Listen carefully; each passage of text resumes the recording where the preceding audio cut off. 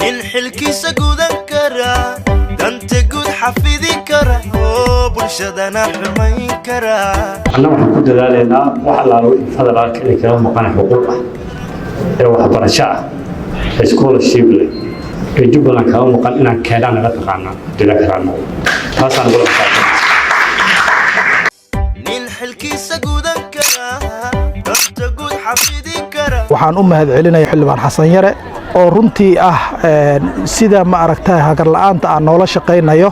arrintan maxal ay ka jawaabida maxal ay musiibooyinka qaasatan abaaraha ummadda ay saameysay sagale oo ah xildhibaanada mataqaanaa Jubbaland ka soo qaadayda federaalka aan ninkan u firfircoon haddaan deegaanka mataqaanaa kalsoon badan u hayno xildhibaanku haddaan nahay khaasatan magaalada Doobley aad iyo aad noo shaqeeyo waxa loo baahan dowladda federaalka ama wixii mataqaanaa kaalmaha aad iyo aad safka hore ugu jira xaaladaha xilligan soo dhaw ilaahay anaga araajiyo adigoo kalena badda Allah ku badiyo dowladda federaalka oo wakiil u ahaa xildhibaankeena xildhibaan Xasan Cabdi oo soo gaarsiiyay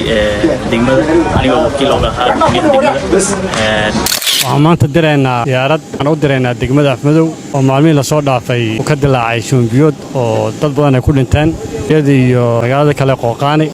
dad badan hadda ay leel daran yihiin waxa la dirayana waa daawooyinka ka hortagga kalooraha ama shumbiyoodka nafaqadii dadka loogu talagalay uu soo ritay diyaarada kalena way ku xigi doonaan nin xilkiisa gudan kara danta guud xafidi kara oo bulshadana xumayn kara xufadaha dariiqyada nin xalkooda garan kara heliyo wilka heeso degmada Afmadow oo meelahan matala kamid ah waxaan ka shaqeeyay oo aad waqtigan u geliyay inay noqoto degmadii ugu horeysay Jubbaland oo yeelatay golo deegaan oo heli doonta mashaariic elboorka ah oo hadda diyaar u ah Jubbaland ku jirta solar heli doonta nin xilkiisa gudan kara danta guud xafidi kara oo bulshadana xumayn kara xufadaha Jubbalandina ilaashada amnigiina kala dambeyntiina ilaashada midnimadiina ilaashada isku xirnaada annagana wixii waajib aan ku leenahay xildhibaan baan inahay nala xisaabtan waxaan maanta soo gaaray degmada Doobley oo kamid ah deegaanada aan ku matalo golaha shacabka Jamhuuriyadda Federaalka Soomaaliya baarlamaanka Jamhuuriyadda Federaalka Soomaaliya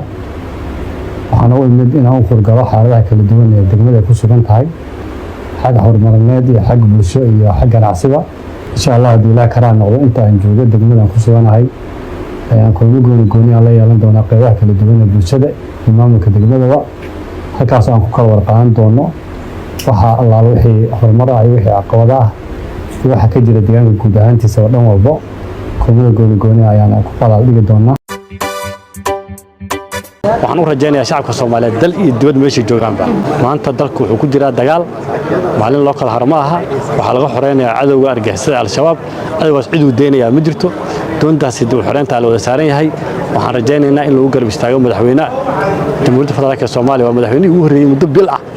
fadhiya jiido hore oo sanadka loo hogaaminayo ciidanka jooga taas waxay muujinaysaa inay ka go'an tahay dawladda madaxweynaha iyo ra'iisul wasaaraha inay dalka al-shabaab ka saaraan weligii wuxuu hiil iyo hool la garab taagnaa maamulka Jubbaland yu aad u garab taagnaa waa xildhibaan deegaan ah waa xildhibaan dadkii uu ka dhashaa waa xildhibaan degmadiisa ahmiyad weyn u hayo waa xildhibaan aan xildhibaannimo ku ekeen ee u shaqaynayo wadaninimo weyn nin xilkiisa gudan kara danta guud xafidi kara oo bulshadana xumayn kara xufadaha dariiqyada nin xalkooda garan kara